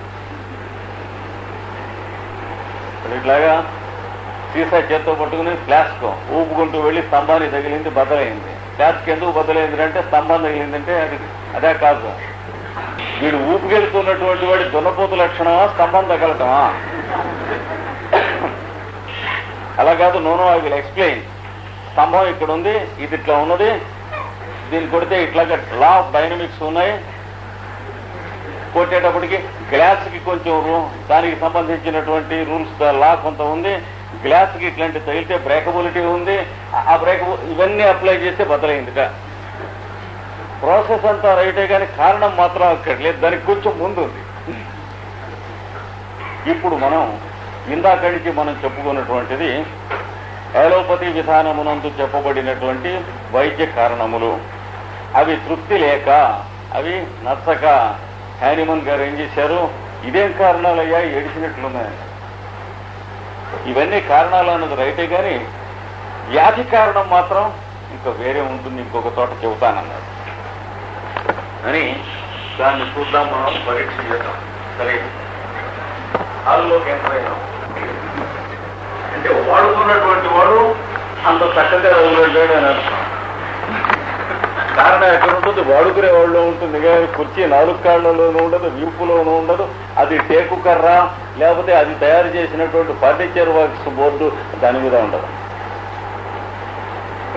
ఇవాళ రాత్రి కుర్చీలు మనం వాడుకున్న తర్వాత ఎట్లా అరేంజ్ చేసి పెట్టి వెళ్ళామో దాన్ని బట్టి రేపు పొద్దున మనం చూసుకున్న కుర్చీల పొజిషన్ ఉంటుంది. కానీ కుర్చీ యొక్క ద్రవ్యమునందు ఇందులో ఉన్న సప్తధాతువుల్లోనూ కారణాలు ఉండవు. అనగా గోళ్ళ ఎందు కానీ కుర్చీ యొక్క చర్మమునందు కానీ ఎముకల ఎందు కానీ ఇందా చూచాను చూడండి జుట్టు ఎందు కానీ వాటిలలో ఉన్న ద్రవ్యములు పరీక్ష చేస్తే కానీ కుర్చీ యొక్క మూత్రమునందు కానీ ఎక్కడ వ్యాధి కారణములు ఎక్కడ ఉండవు. కోపడకండి, జాగ్రత్తగా కొంచెం ఆలోచిద్దాం. కనుక the neatness of the room or otherwise speaks of the persons who live in the room, not in the brick and the mortar of the room or the furniture or the wood or pieces of the room. అభ్యంతరం ఎవరికైనా ఈ చెప్పిన ప్రశ్న? ఎందుకంటే దీని మీద base చేసి next పెడుతున్నాం. అభ్యంతరం అయితే ఇక్కడే చెప్పుకుందాం. తేడా అంటే ఒక మెషిన్ మనకి చిన్నగా సర్వీస్ చేస్తుందో లేదో అనటానికి మెషిన్ తయారు చేసిన వాళ్ళను వాడుకునే వాళ్ళు కారణమా, మెషిన్లో ఉన్నటువంటి లోహాల ముక్కల కారణమా? Is it the material of the machine or the persons who have prepared it and who handle them? కనుక పర్సన్స్ కారణం కానీ మెటీరియల్ ఎన్నడూ కారణం కాదు. శరీరంలో కూడా ఆరోగ్యానికి కారణం ఎవరు, అనారోగ్యానికి కారణం ఎవరు అంటే ఇక్కడ యాసిడ్ తక్కువైంది, ఇక్కడ ఆల్కహాల్ తక్కువైంది, ఇవి కావు. ఇప్పుడు మనం తెలుసుకోవాల్సింది ఏంటంటే దీన్ని గురించి బాగా తెలుసుకోవాలి. తెలుసుకున్నాం కదా సార్, ఎనాటమీ నేర్చుకున్నాం. ఎనాటమీ అంటే ఏమిటి? పాదం నుంచి శిరస్సు వరకు కూడా ఎక్కడెక్కడ ఏ భాగములు ఉంటాయి, ఎన్ని ఎముకలు ఉంటాయి, ఎముకలు ఎన్ని వంకర్లు ఉంటాయి, బాల్ అండ్ సాకెట్ జాయింట్ అంటే ఎలా ఉంటుంది, టిబియా ఫిబులా ఎలా ఉంటుంది, ఫెమూర్ ఎలా ఉంటుంది, అల్నా అండ్ రేడియస్ ఎలా ఉంటాయి, ఈ ఎముకలు మొదలైనటువంటివన్నీ తెలుసుకుంటే అన్ని ధాతువులు వాటి కెమిస్ట్రీ అన్నీ తెలుసుకున్నాం. దాన్ని ఏమంటారు? ఎనాటమీ అంటారు. ఇక్కడి నుంచి ఇక్కడ వరకు ఉండే తెలుసుకుంటే కంప్లీట్ అయిందే లేదా? అయింది, బాగుంది. దీన్ని గురించి తెలుసుకున్నాం. ఈ లోహం దేంతో తయారు చేశారో తెలుసుకున్నాం. దీన్ని గురించి తెలుసుకున్నాం. ఈ ఇన్సులేషన్ దేంతో తయారు చేశారో వీటి కెమిస్ట్రీ తీసుకున్నాం. దీని మధ్యలో ఉన్నటువంటి వైర్ తీసుకున్నాం. అది ఏ లోహంతో చేశారో తెలుసుకున్నాం. అంటే నాకు ఎలక్ట్రిసిటీ తెలిసింది అని మీరు ఒప్పుకుంటారా? ఎలక్ట్రిసిటీ తెలియలే. ఎలక్ట్రిసిటీని వాడుకుంటానికి కావలసినటువంటి ఫిజికల్ ప్లేన్లో ఉన్నటువంటి మెటీరియల్ ఇన్స్ట్రుమెంట్ యొక్క ఎనాటమీ తెలుసుకుంటుంది. అభ్యంతరమా? అందుకని ఇందులో ఏ భాగాన్నైనా ఎలక్ట్రిసిటీ అని మీరు అనగలరా? ఆ ట్యూబ్లైట్ పేరు ఎలక్ట్రిసిటీ ఒప్పుకుంటారా? కాకమ్మ కథలు చెబితే ఎవరు నమ్మరు, లాభం లేదు దానివల్ల. అయితే ఎలక్ట్రిసిటీ అనగానేమి? ఏమీ లాభం లేదు. ఏదైతే దీంట్లోంచి ప్రవహిస్తుందో, ఏదైతే దాంట్లోంచి వెలుగుతుందో, ఏదైతే దీంట్లోంచి వినపడుతుందో, ఏదైతే టెలిఫోన్లో మాట్లాడుతుందో, ఏదైతే వెయిట్స్ లిఫ్ట్ చేస్తుందో అని చెప్పవలసిందే. కానీ ఇది ఎలక్ట్రిసిటీ అని వేలు పెడతాను వీలేదు. పెడితే చెప్పేవాడు ఉన్నాడు, కథ కంచి పెడుతుంది. ఎందుకని మనకి లొకేషన్ ఎరుగున్నటువంటి దాన్ని ఏమంటాం? మ్యాటర్ అంటాం. లొకేషన్ కాక ఎనర్జీ అనేది పనిచేసేదాన్ని టోటల్ లోపల. దీనికి ఏమంటే ఎనర్జీకి ప్రిన్సిపల్ అంటాం. మూడవది కాన్షియస్, దానికి నాలెడ్జ్. అంటే తెలివి, శక్తి, ద్రవ్యము. ద్రవ్యానికి లొకేషన్ ఉంటుంది. తలకాయ నొప్పి అంటే లొకేషన్ ఉంది, కానీ నొప్పి ఫిజికలా? కొంచెం జాగ్రత్తగా ఆలోచించండి. నొప్పి పెడుతున్న చోటు ఫిజికల్ మ్యాటర్, కానీ నొప్పి ఫిజికల్ కాదు. సౌండ్ ఫిజికలా? సౌండ్ వినుట అనేటువంటి ఫ్యాకల్టీ ఫిజికలా? ఫిజికల్ అయితే చెప్పండి. నేను చెబుతున్నాను మొహమాటం తప్పును మీరు వినటం కోసం ఇక్కడ కూర్చోవద్దు. ఎందుకంటే వీటి మీదనే మనకు హోమియో ప్రిన్సిపల్ బేస్ అయి ఉన్నది. ఇప్పుడు చెప్పబోతున్నాం, అందులోకి వెళ్ళబోతున్నాం. అందుకని ఎవరికి ఏ సందేహం వచ్చినా ఏమొచ్చినా సరే అడగవచ్చు. ఇప్పుడు మోచేతిలో నొప్పి ఉన్నది. మోచేయి అనేది లొకేషను, నొప్పి అనేటువంటిది మోచేతిలో ఉన్నటువంటి జీవకణములకు సంబంధించినది కాదు. నొప్పి తగ్గింది. నొప్పి తగ్గింది అనేది మోచేతిలో ఉన్న జీవకణాలకి సంబంధించింది కాదు. అంటే మెటీరియల్కి, మాలిక్యూల్స్కి సంబంధించినటువంటిది కాదు. అది సెల్స్కి సంబంధించినది కాదు, టిష్యూస్కి సంబంధించినది కాదు. వాటిలన్నింటినీ ఏమంటాం? దీంట్లో ఉండే సెన్సేషన్స్. సెన్సేషన్నే చేతన అన్నారు పెద్దలు. దీన్ని సెన్స్ అంటాం. దీన్ని చేతనము లేక చైతన్యము. ఇది ద్రవ్యము. ద్రవ్యము, చేతన, చైతన్యం. Matter, force and consciousness. ఇదే మీరు నేను తప్ప మ్యాన్ ఈజ్ బాడీ అని మీరు ఎవరన్నా చెప్తారా? Man has a body. 2 సెంటెన్సులు తీసుకుందాం. Man is A body, man has a body. మొదటి వాక్యం అంగీకరించి బలాత్కారంగా చెప్పేవాళ్ళు ఎవరన్నా ఉంటే చెప్పండి. కానీ రెండవ వాక్యం అంగీకారం. వెనకటి రోజుల్లో తెలియక మ్యాన్ హ్యాజ్ ఏ సోల్ అని అనుకుని జపం చేస్తూ ఉండేవాళ్ళు కొంతమంది. అక్కడికి ఆ ఐలాండ్ను అలా జపం చేస్తూ ఉండేవాళ్ళు. అక్కడికి ఒక మహాద్రష్ట వెళ్ళి కరెక్ట్ చేశాడు. మ్యాన్ హ్యాజ్ ఏ సోల్ కాదు, man is a soul and has a body అని. ఆ వెళ్ళినటువంటి ఆయన సెయింట్ పాల్ అనేటువంటి మహానుభావుడు. మొట్టమొదటగా ఇచ్చిన మంత్రం అదే. ఆయన అంతకుముందు తెలియక మ్యాన్ హ్యాజ్ ఏ సోల్ అంటే మానవుడికి ఆత్మ ఉందని. సోల్ ఆ స్పెల్లింగ్ లో పనికిరాదు. ఇంకో స్పెల్లింగ్ లో అయితే మ్యాన్ హ్యాజ్ ఏ సోల్. బూటికి ఒక సోల్ ఉందనొచ్చు, కానీ ఆత్మ అనే అర్థంలో ఆత్మ అంటే తాను నేను అని. అది హ్యాజ్ కాదు, ఈజ్. నేను నన్ను కలిగి ఉన్నాను అని ఉండదు. నేనున్నాను, మిగతా ఏదో చర్మం, గోళ్ళు, కాళ్ళు, చొక్కా, బొంత, ఇవి వీటి బూట్లు, వీటిని కలిగి ఉన్నాను. అందుకని మ్యాన్ ఈజ్ ఏ సోల్ తప్ప మ్యాన్ హ్యాజ్ ఏ సోల్ కాదు, మ్యాన్ హ్యాజ్ ఏ బాడీ. ఇక్కడ మనం దాన్ని గమనించుకుని చిన్నగా తెలుసుకున్నట్లయితే అంటే ద్రవ్యం మొత్తం అంతా ప్రసరిస్తూ శక్తి ఈ కేంద్రం నుంచి ఈ బయట వరకు మొత్తం అంతా అంతర్యామిత్వంతో వ్యాపించి కాన్షియస్ మీలో అయినా అట్లాగే ఉంది, నాలో అయినా అట్లాగే ఉంది. మనం తెలియక నాన్ లివింగ్ అని పిలుస్తామే అచేతనం, వాటిలలో అయినా అలాగే. ఎందుకంటే మనం ఎరుగున్నటువంటి యాటమ్స్ కానీ వాటి ప్రీ అటామిక్ స్టేజ్ కానీ వాటిలలో ఉన్నటువంటివి కూడా ఈ ట్రిపుల్ యూనిట్సే కానీ ఇవి లేనివేవీ లేవు. నాన్ లివింగ్ అనేటువంటిది మన ధృతరాష్ట్ర స్థితికి నిదర్శనమే కానీ అక్కడ ఏమీ లేదు, అంతా లివింగే. అంటే we are not living to certain aspect of nature, therefore we are blind to it, we call it non living. Living non living అంటాం. బయాలజీ క్లాస్కి వెళ్ళంగానే మొట్టమొదటి క్లాస్ పాఠమే తుమ్మినట్టు తప్పు, కోపడకండి, కరెక్ట్ చేసుకుంటున్న తప్పు లేదు. ఫస్ట్ డే చెబుతారు difference between living and non living. టెక్నికల్గా ఉపయోగించవలసిందే కానీ ఈ పదాలని సైంటిఫిక్గా ఉపయోగించడానికి వీల్లేదు. లివింగ్, నాన్ లివింగ్ అని. నాన్ లివింగ్ అనేది లేదు.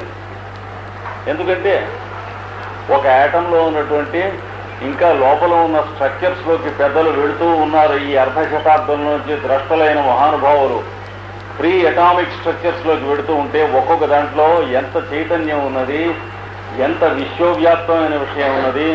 గెలాక్సీస్లోకి వెళుతూ ఉన్నంత ప్రపంచం మళ్ళీ అందులో. మొట్టమొదటిగా ప్రయత్నం చేస్తూ వెళ్ళి యాటంలోకి వెళుతూ ఉన్నప్పుడు సోలార్ సిస్టంలో ఉన్నంత ఉంది అనుకున్నాడు. ఇంకా వెళుతున్నప్పుడు సోలార్ సిస్టమ్ ఏం కర్మ, కొన్ని కోట్ల సోలార్ సిస్టమ్స్తో కలిసిన ఒక గెలాక్సీలో ఎంత ఉన్నదో ఒక యాటంలోకి మనం వెళుతున్నప్పుడు అంత ఉన్నదని ద్రష్ట తెలుసుకుంటున్నాడు. రాను రాను రాను రాను తెలిసి మనకి ఇస్తున్నాడు, చెబుతున్నాడు. కనుక from the pre atomic existence to మనకి మనమే స్టాండర్డ్, మన పైన మనం ఇంకా తెలియదు కనుక to man up to the human being అందాం. Finally, let us not boast to have known things, but let us stop with the human being. అంటే ఎవల్యూషన్లో అందరికంటే హయ్యెస్ట్ హ్యూమన్ బర్త్ అని అనుకోకూడదు. డార్విన్ మొదలైనటువంటి వాళ్ళు తెలియక చెప్పారు మనకి, అవి అంగీకరించకూడదు. ఎందుకంటే ఒక 100 కుక్కలు కూడా ఒక చోట చేరి సమస్త జీవరాశుల్లో కుక్క జన్మ ఉత్తమం అని సభ చేసుకుని ఉండొచ్చు. There is no grain of truth in believing that the human being is the most evolved. అంచేతనే పాపం హెచ్జి వెల్స్ మొదలైనటువంటి ఫోర్మోస్ట్ థింకర్స్ వాళ్ళు కూడా సూపర్ మ్యాన్ ఎలా ఉంటాడట అంటే ఒక కొమ్ము చెంబు లాంటి బొమ్మ ఇచ్చారు. తలకాయ చాలా పెద్దదై, కాళ్ళు చేతులు చాలా సన్నం అయిపోతాయి, ఎందుకంటే వీటి అవసరం ఉండదు అన్నాడు. ఊరికే స్విచ్ ఆన్ ఆఫ్ చేస్తూ ఉంది జీవితం అంటే.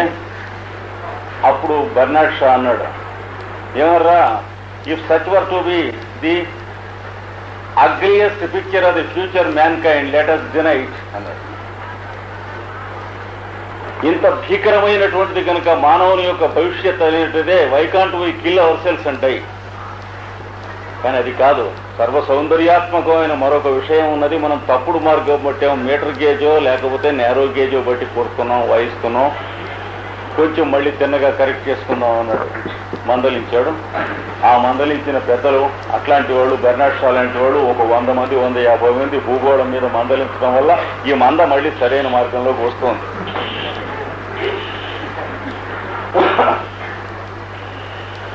ఎందుకంటే ప్రతి యుగంలోనూ ఒక షెపర్డు, ఒక కౌహర్డు రూపంలో వచ్చి మందలిస్తూ ఉంటాడు. మందలిస్తూ ఉంటే మళ్ళీ కుమ్ముకుంటూ ఉంటారు. మేము వాడికి సంబంధించిన వాళ్ళం, వీడికి సంబంధించిన మళ్ళీ మందలిస్తూ మళ్ళీ కుమ్ముకుంటూ ఉంటాం. ఇదేగా కదా. ఇది చూస్తే మీ శరీరంలోనూ మీ ఫిజికల్ బాడీ మ్యాటర్ ఉన్నది.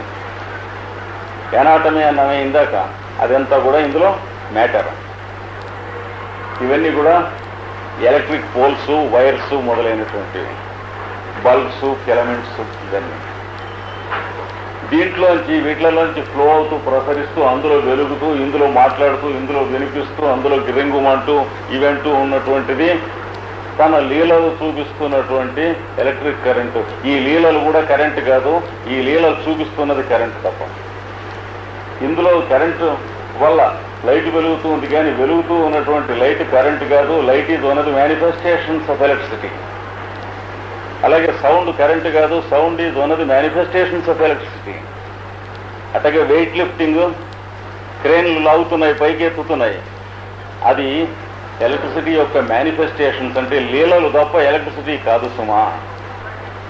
కనుక రెండవది ఏమిటి? That which cannot be located or shown, but that which can be known by the phenomena. లీలలచే తెలియదగినది, సూటిగా ఎరుగదగనిది అయినటువంటిది శక్త్యాత్మకమైన భాగం ఉన్నది. ఈ చేతిలో ఏమున్నది?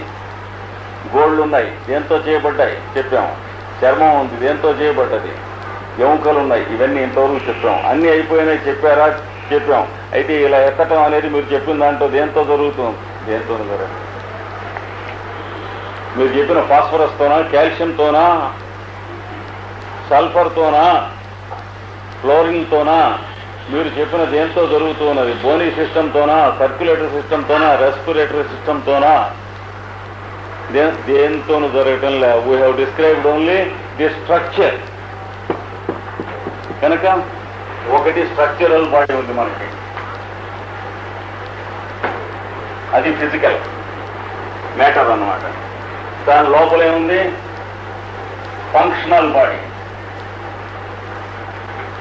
అంటే ద్రవ్యాత్మకము అయిన శరీరము, రెండవది వ్యాపారాత్మకము అయిన శరీరము. స్ట్రక్చరల్ బాడీ ఒకటి ఉంది, ఫంక్షనల్ బాడీ ఒకటి ఉన్నది. బాగున్నది. దీంట్లోంచి ఎలక్ట్రిక్ కరెంట్ ఫ్లో అవుతుంది అన్నారు. బాగుంది. ఎప్పుడు ఫ్లో అవుతుంది? దాన్ని అసెంబుల్ చేసినటువంటి మీరు నేను ఉన్నప్పుడు. ఎప్పటిదాకా ఫ్లో అవుతుంది? దాన్ని స్విచ్ ఆఫ్ చేసినటువంటి మీరు నేను ఉన్నప్పుడు. కానీ ఎక్కడ స్టార్ట్ అయింది? మీతోనూ నాతోనూ స్టార్ట్ అయింది. ఎక్కడ ఆగింది? మీతోనూ నాతోనూ ఆగింది. మ్యాటర్లోనూ ఆగలేదు, ఫోర్స్లోనూ ఆగలేదు. మ్యాటర్తోనూ ప్రారంభించలేదు, ఫోర్స్తోనూ ప్రారంభించలేదు. మూడవది ఒకటి ఉన్నది. దాని పేరేమిటి? కాన్షియస్నెస్. ఈ కాన్షియస్నెస్ ఉల్లిపాయ పొరల్లాగా మైండ్, విల్లు, అండర్స్టాండింగ్, థింకింగ్ మొదలైన పొరలుగా చుట్టుకొని మనోబుద్ధి, అహంకార చిత్తాదులు, ఇందులో ఏదో ఒక పొరతో మనం ఐడెంటిఫై అయిపోయి బతుకుతూ ఉంటాం. ఐయామ్ అన్నటువంటి మాటకి ఇంటెలిజెన్స్ అనే అర్థంతో బతికేవాడు కొంతమంది, ఐయామ్ అంటే రీజనింగ్ అనేటువంటి అర్థంతో బతికేవాడు కొంతమంది. ఇలాగా కొన్ని వేల పొరలు ఉంటే ఆ పొరలంతా ఉల్లిపాయలో ఇందులో ఏ పొర ఉల్లిపాయో చూడటం కోసమని ఒక ఆయన ఏం చేశాట, ఒక్కొక్క పొరే తీసి తీసుకున్నట్ట.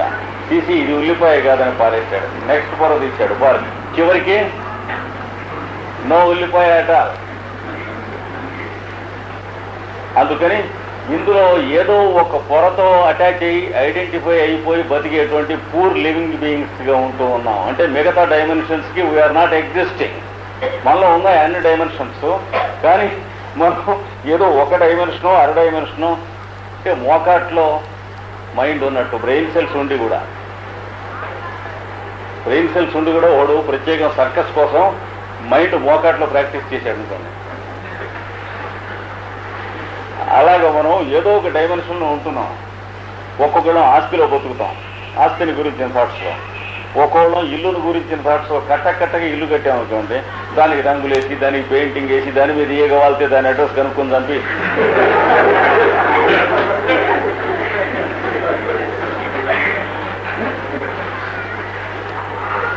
ఒక్కొక్కడు లెక్క చేయడం. ఒక్కోడు మనీ అనేటువంటి డైమెన్షన్లో మైండ్లో బతుకుతాడు, ఒక్కోడు అది లెక్క చేయడం. ఇవన్నీ మనకెందుకండి? నా భార్య పిల్లలు ఆరోగ్యంగా ఉంటే చాలు అన్నప్పుడు ఎవరో వాళ్ళకి 99.99. అలాగే ఒక్కోడి లూజ్ మోషన్స్ అవుతాయి, బౌల్స్ లూజ్ ఉంటాయి. వాడికి ఏ ఒక్క ముద్ద ఎక్కువ తిన్నా వాడు వెంటనే వారెంట్ వస్తుంది. మరి ఫ్రెండ్ ఊరు వెళ్ళాడు, వాడు భోజనం చేసిన తర్వాత కృష్ణా జిల్లా వెళ్ళాడు, అదే మామిడిపండు వేస్తాడు, నూజుడికాయలు అంటారు. సరే తినే కోట అయిపోయింది భోజనం, అప్పుడు మామిడిపండు తెచ్చి వేసాడు అనుకోండి. Because we are human beings we can translate. అదే దున్నపోతో ఏదో అయితే ఇంకేదో దానికి తాగవలసినటువంటి కుడికి అయిపోయిన తర్వాత ఇంకా సదాగా మనం ముట్టి దగ్గర పెడితే బుస్సుమని మన మొహాన ఊరుతుంది.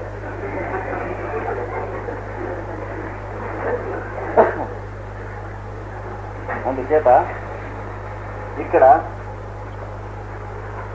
ఈ మూడింట్లో మనం గమనించవలసింది ఏంటంటే, మన ప్రవర్తన ఎందులో ఉంది? మూడింట్లో.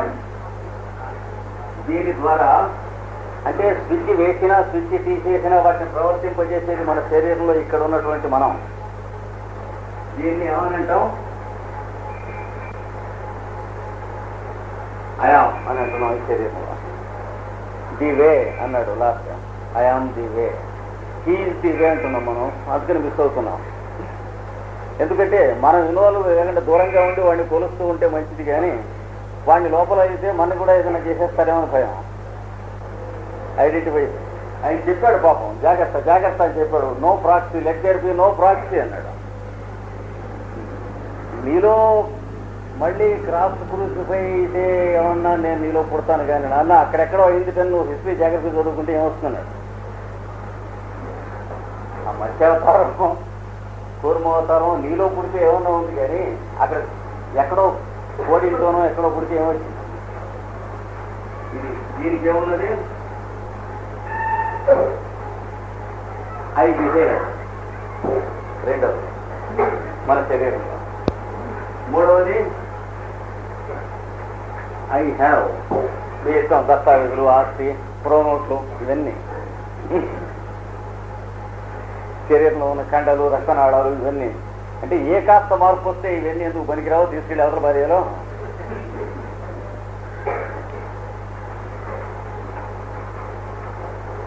కనుక 3-fold యూనిట్ అన్నాడు. త్రయ ఇమే లోకా, శాస్త్రాల్లో ఏం చెప్పారు? 3 are the planes of existence for you.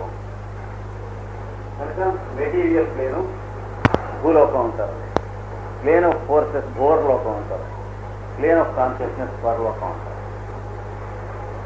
ఇది లేనిది ఎక్కడ లేదు. దీంట్లో కారణాలు ఎక్కడున్నాయి లైట్ వెలగటానికి? బల్బులోనా, వైర్లోనా, ఎలక్ట్రిక్ కరెంట్లోనా కాదు, మీలో. కనుక ఆరోగ్యానికి కారణాలు ఎక్కడుంటాయి? మీలో ఉంటాయి. ఆ ఆరోగ్యం ప్రకారం శరీరంలో ఉన్నటువంటి గుండె కొట్టుకుంటాం, ఊపిరితిత్తులు ఉచ్ఛ్వాస నిశ్వాస చేయటం, పొట్ట జీర్ణశక్తి నడపటం, కిడ్నీస్ వాటి ఫంక్షన్స్ అవి చేయటం, బ్లాడర్ మొదలైన యూరినేషన్స్ వాటి ఫంక్షన్స్ అవి చేయటం. అంటే వ్యాపారములు లేక ప్రవర్తనలు అంటాం, processes. The physiological activity that is going on దీంతో నడుస్తుంది. దీనివల్ల నడుస్తూ ఉంటే ఇది దీన్ని మూవ్ చేస్తుంది. చేస్తే చేతులు మీకు పని చేసి పెడతాయి, కాళ్ళు మీకు నడిచి పెడతాయి, కళ్ళు చూసి పెడతాయి, చెవులు విని పెడతాయి, నోరు మాట్లాడి పెడుతుంది, మరియు అన్నం తిని పెడుతుంది. చూసారా? అంటే ఏమో కేవలం ఆపరేటర్. అంటే రేడియో పెట్టే అందులో పనిచేస్తున్నా ఎలక్ట్రిక్ కరెంటు, అందులో పాట వినపడుతున్నటువంటి పాట, అనగా ట్రాన్స్మిటింగ్ స్టేషన్లో పాడేవారును, రిసీవింగ్ స్టేషన్లో వినేవారును. మళ్ళీ ఇక్కడికి వస్తే పర్సనే ఇన్సైడ్. ఐఆమ్ సింగింగ్ అక్కడ, ఐఆమ్ లిజనింగ్ ఇక్కడ. ఇంకే కొంచెం ప్రిన్సిపుల్ మనకు బోధపడ్డాయి. ఈ ప్రిన్సిపుల్ ప్రకారం మనకి కారణం ఎక్కడుంది? ఇక్కడ ఉంది. యాక్టివిటీ ఎక్కడుంది? కార్యములు, రిజల్ట్స్ ఎక్కడున్నాయి? కనుక ఆరోగ్యానికి కారణం ఎక్కడుంది? మన దగ్గర, మన ప్రవర్తన దగ్గర ఉన్నది. ఆరోగ్యానికి కావలసినటువంటి ఫలితములు, అనుభవములు ఎక్కడున్నాయి?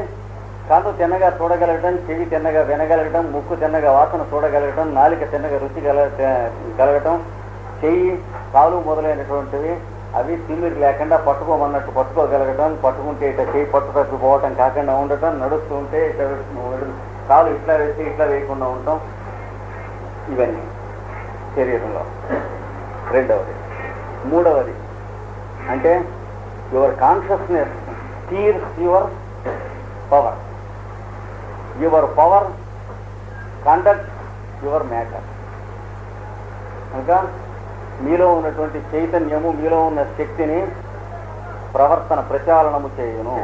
శక్తి మీలో ఉన్న ద్రవ్యమును ప్రవర్తింపజేయును. ఇది ఆరోగ్యం. అనారోగ్యం వస్తే ఏమవుతుంది? The matter in you distorts the lines of force that are. అంటే మీ శరీరంలో ఉన్నటువంటి ద్రవ్యము మీ శరీరంలో ఉన్న శక్తికి విఘ్నముగా పనిచేస్తున్నది. అప్పుడు మ్యాటర్ అండ్ ఫోర్స్ అవి రెండు కలిసి, ద్రవ్యము శక్తి కలిసి ఏం చేస్తున్నాయి? They are working as impediments of consciousness. That is they are conditioning the conscious. మీ ప్రజ్ఞను కండిషనింగ్ చేస్తున్నాయి. మనస్సేమో చిరాగ్గా ఉంటుంది. ఎందుకు ఉన్నదంటే ఏదో మనసు చిరాగ్గా ఉంది అనుకుంటాం, కానీ ఈ రెండింటి నుంచి కారణం ఉన్నది. అంటే ద్రవ్యం చేత చెరపట్టబడినది శక్తి. ద్రవ్యము శక్తి చేత చెరసాలలో పెట్టబడిన లోపల ఉన్నటువంటి వ్యక్తి. చూసారా? So the person poor fellow is a prisoner. This is called disease. When force is matter condition, when consciousness is force and matter conditioned, then it is disease. అట్నుంచి ఇటు ఇట్నుంచి అటు. ఇది రెండు పరిస్థితులు. దీన్ని హోమియోపతికి అప్లై చేసి మనకు హ్యానిమన్ ద్రష్టగా ఏ విధంగా చెప్పాను అన్నటువంటిది ఈ రోజున కేవలం 7:30 వరకే క్లాస్ కోసం వచ్చినటువంటి వాళ్ళు ఎవరన్నా ఉన్నట్లయితే దయచేసి ఓపికతో ఈ మిగతా గంటన్నర కూడా కూర్చుంటే మనం హోమియోపతిలోకి ఎంటర్ అవుతాం. రేపటి నుంచి మనం జూనియర్ సీనియర్ డివిజన్స్ పెట్టుకుందాం ఇంట్రడక్షన్ కనుక. కాదు కూడా తొందరగా అర్జెంటుగా పని ఉంది వెళ్తామని అన్నటువంటి వాళ్ళు ఎవరన్నా ఉంటే నేను అభ్యంతరం పెట్టిన కానీ ఒక 5 నిమిషాలు రీసెర్చ్ మధ్యన టైం ఇచ్చి మీరు విశ్రాంతి తీసుకుని వచ్చి 7:30 అయింది కనుక ఒక 5 నిమిషాల తర్వాత మళ్ళీ ఇదే స్థానాల్లో వచ్చి కూర్చోండి. వీళ్ళు కంటిన్యూ లేదు. ఈ దృష్టితో చూసినప్పుడు కాజెస్ అండ్ ఎఫెక్ట్ అనేవి మరి ఒక దృక్పథంతో మనకు దర్శనమిస్తాయి. ఇందాక హెల్త్ అండ్ డిసీజ్ అని చెప్పుకున్నాం, causes of health, causes and disease అని చెప్పుకున్నాం. అది ఒక రకమైన అప్రోచ్. ఆ అప్రోచ్ ప్రకారం అలోపతి వెళుతూ ఉన్నది. హోమియోపతి మనకు ఏ అప్రోచ్ ఇస్తుందో చెప్పడానికి కోసం, పీఠిక కోసం ఇంతకుముందు మనం ఉపస్కారం చెప్పుకున్నాం. ఈ హోమియోపతిలో చెప్పబడ్డ ప్రకారం మనకు భౌతిక శరీరం ఒకటి ఉన్నది, ఫిజికల్ బాడీ. రెండవది శక్తిమయ శరీరము లేక వైటల్ బాడీ. భౌతిక శరీరము ద్రవ్యమయ శరీరము, దాన్ని కదిలించుకున్నట్టు శక్తిమయ శరీరము లేక వైటల్ బాడీ. దీన్నే ప్రాణమయ శరీరము అని కూడా అంటారు. మూడవది మెంటల్ బాడీ లేక మనోమయ శరీరము. హ్యూమన్ కాన్స్టిట్యూషన్కి ఇది ఫస్ట్ ప్రాపోజిషన్ హోమియోపతి ప్రకారం.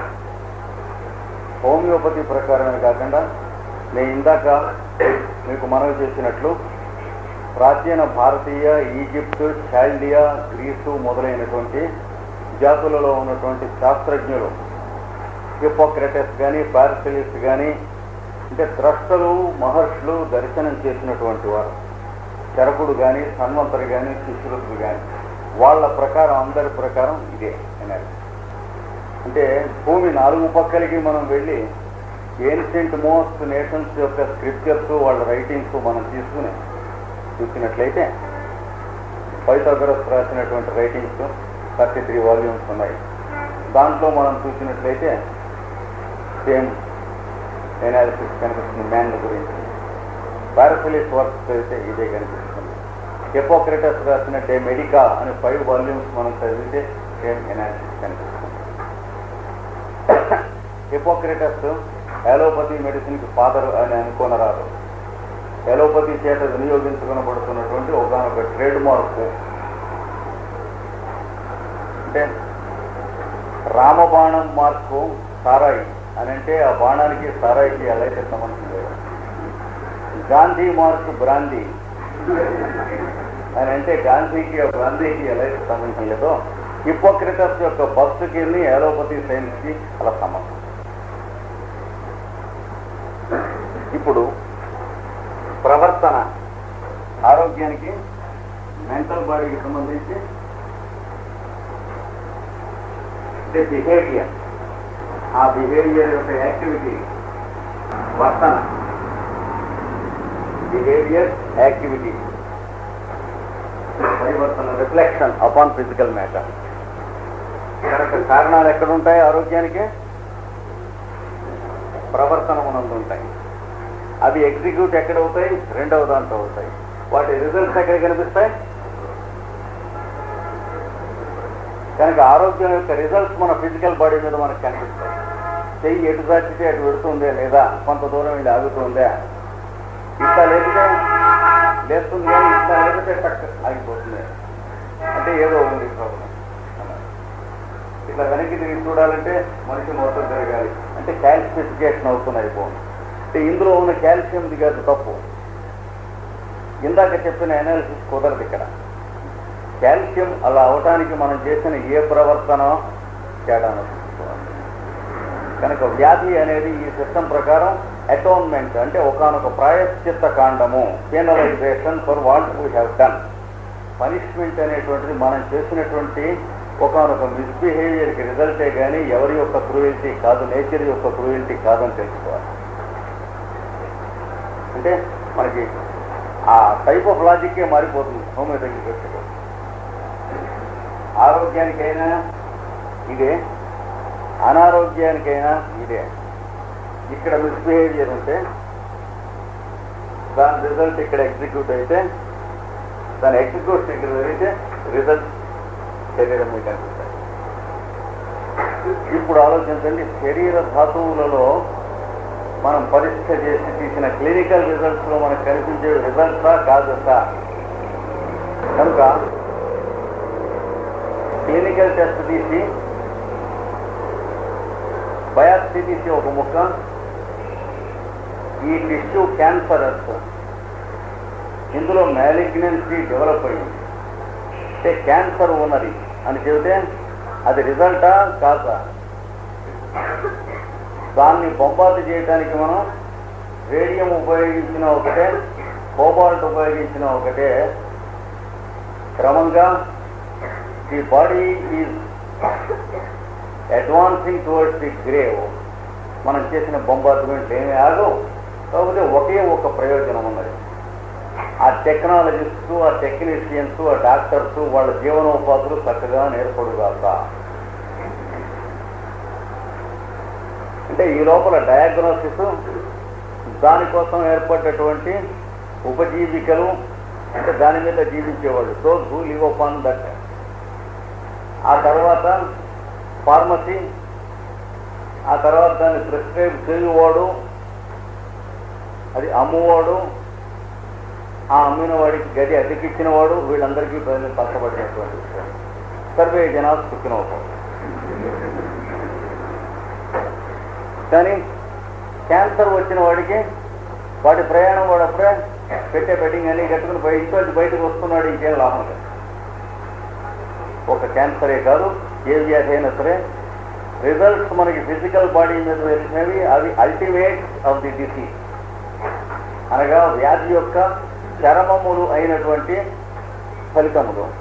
వాటిని చూసి కాజెస్ ఆఫ్ ది డిజీజ్ అని మనం తెలుసుకున్నప్పుడు వాటికి మందు ఇచ్చినా, మాకు ఇచ్చినా, ఇంజక్షన్ ఇచ్చినా, ఏం చేసినా at best we are scavenging and we are doing nothing. అనగా క్షాళన ప్రక్రియ జరుగుతున్నది కానీ వైద్య ప్రక్రియ అనేది శాస్త్రీయంగా మనం వాడుటకు వీలు లేదు. ఏమన్నా సందేహాలు ఉన్నట్లయితే అడగండి, మనం తెలుసుకున్నాం. క్రమంగా ఇంకొక స్టెప్కి వెళుతున్నాం, అందుకని నెక్స్ట్ స్టెప్. కనుక ఫిజికల్ బాడీ మీద మనం పొందేటువంటి నొప్పి మొదలైనటువంటి ఈ ప్లేన్లో ఉంటాయి. వాటిని ఏమంటారు? సెన్సేషన్. ప్రాణమయ కోశమునందు ఉంటాయి. ఇక్కడేముంటాయి? వాపులు, కురుపులు, వ్రణములు, కణుతులు. అంటే డిఫార్మిటీస్ అది ఫిజికల్ టిష్యూ. వ్యాధి కోసం ఎక్కడ వెతుకుతున్నాం మనం? టెస్టులలో, క్లినికల్ టెస్టులలో ఇక్కడ వెతుకుతున్నాం. నిద్ర పట్టడం లేదు. దేనికి సంబంధించింది? దీన్ని ఏమంటాం? నిద్ర పట్టడం లేదనేటువంటిది బిహేవియర్ సిచ్యువేషన్. ఒకడికి నిద్ర పట్టుట లేదుగా అంటే డాక్టర్ దగ్గరికి వెళితే ఏం చేస్తాడు? వాడికి అన్ని టెస్టులు అంటారు. అన్ని టెస్టులు ఎక్కడ చేస్తారు? తెర మీద పడుతున్నటువంటి సినిమాలో ట్రాజడీ జరగకుండా తెర మీద చేయబెట్టి చూపించేస్తున్నాం. కానీ ప్రొజెక్టర్ ఎక్కడుంది? మన వెనక ఉంది. కనుక తెర మీద పడేటువంటి సినిమా ట్రాజడీయా కామెడీయా, ట్రాజిక్ కామెడీయా అనేది ఇక్కడ ఉంది కానీ అక్కడ లేదు. ఇక్కడ టెస్టులన్నీ చేసి డాక్టర్ గారు ఏం చెబుతాం? మనకి ఏం చెబుతారు? మీకు blood test negative, urine test negative, అన్ని వరుసన చూసా అన్ని నెగిటివ్. అంచేత మీకేం జబ్బు లేదు. వీడేమంటున్నాడు? ఉన్నది అంటున్నాడు పేషెంట్.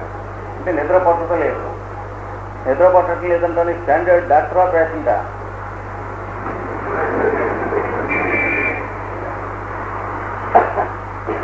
నాకు నీరసంగా ఉన్నది, నీకు ఏ జబ్బు లేదు అంటున్నాడు డాక్టర్. నీరసంగా ఉన్నదంటే డాక్టరా పేషెంటా? స్టాండర్డ్.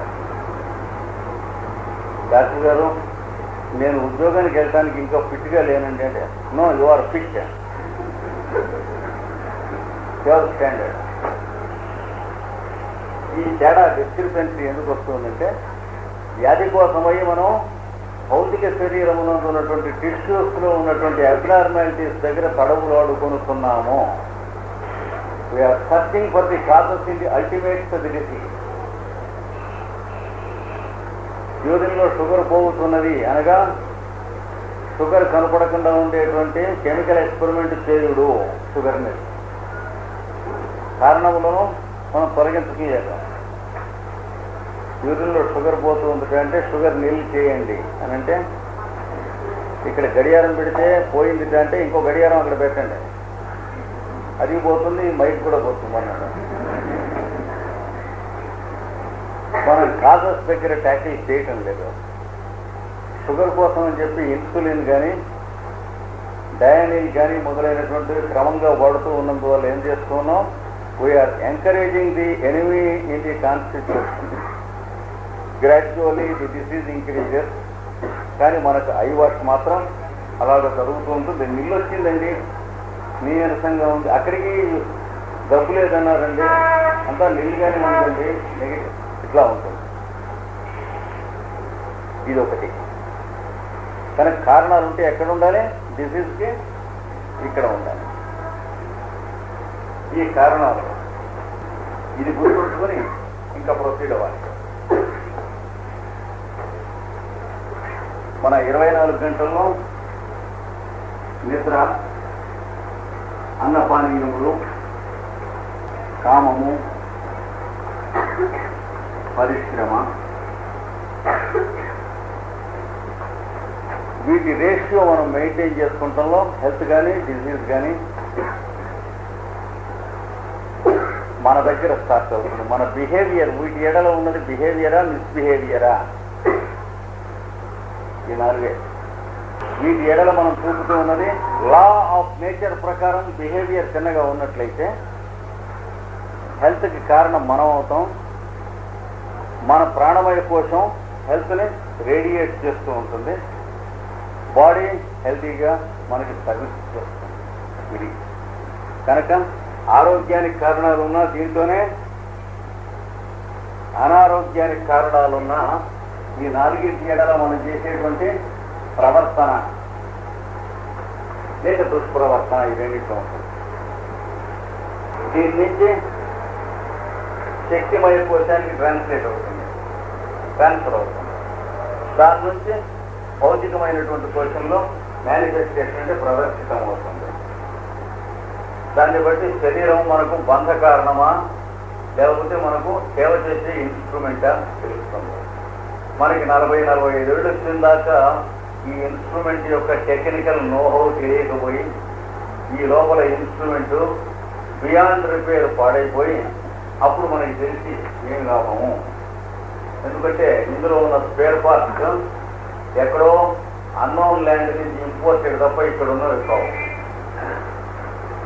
నోన్ ల్యాండ్ నుంచి ఇంపోర్టెడ్ అయితేనే కారు ఇతర దేశానికి కొనుక్కొచ్చుకుంటే ఇక్కడ రిపేర్ పనికిరాదే, కెమెరా పట్టుకొస్తే దాంట్లో ఉన్న పార్ట్ పనికిరాదే. ఎక్కడి నుంచి ఇంపోర్ట్ అయిందో ఆ ల్యాండ్ ఇంతవరకు ఎవరికి expected the day before yesterday. I will be dictating both in English and Telugu. Those who want to take down notes in English, continue to take down in English. Those who want to take down in Telugu, they continue in Telugu. No difficulty. So we started to understand the human constitution. First, you start like this. Any biological entity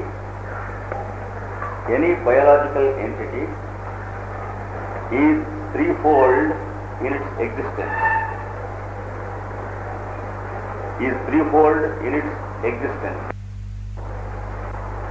ఏ జీవి అయినను తెలుగులో రాసిన వాళ్ళకి ఏ జీవి అయినను 3 విధములైన అస్తిత్వం కలిగి ఉన్నది. threefold in its existence: matter, force and consciousness. ద్రవ్యము, శక్తి, ప్రజ్ఞ. matter, force and consciousness. The body is made up of matter. భౌతిక దేహము ద్రవ్యముచే చేయబడినది. The force moves it. శక్తి దానిని చాలనం చేయదు. And the consciousness directs the moment. ప్రజ్ఞ అన్నది ఆ చాలనమును నిర్వహణము చేయను.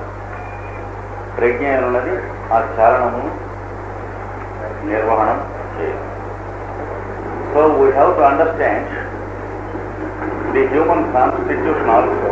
Please take that. So we have to understand the human constitution also in the same term. మానవ శరీర తత్వమును కూడా ఇవే లక్షణములతో అర్థము చేసుకొనవలసి ఉన్నది. When these three entities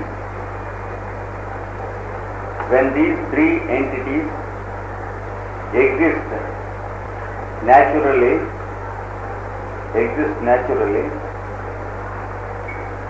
and conduct their function in a natural way, it is defined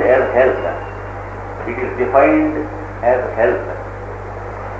ఈ మూడంశములను సహజ స్థితి యందుండి సహజముగా ప్రవర్తించుతున్నదో అట్టి స్థితిని ఆరోగ్యము అందుము. In such a state, the matter in the body is uniformly galvanized by the force, and the mind works permeated. The mind works permeated along the lines of force. దేహమందలి భౌతిక ద్రవ్యము నందు ప్రతి కణమునను సమానముగా ప్రసారము చెంది ఈ శక్తి తత్వము పనిచేయుతుండగా శక్తి వాహికలలో ప్రజ్ఞ అనున్నది అంతర్యామిత్వము చెంది వర్తించును. In such a state we enjoy the perfect ease of our existence.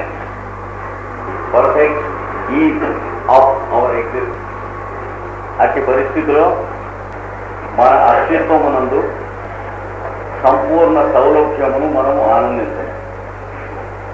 The body works as our faithful servant. And every part of the body can be moved and utilized.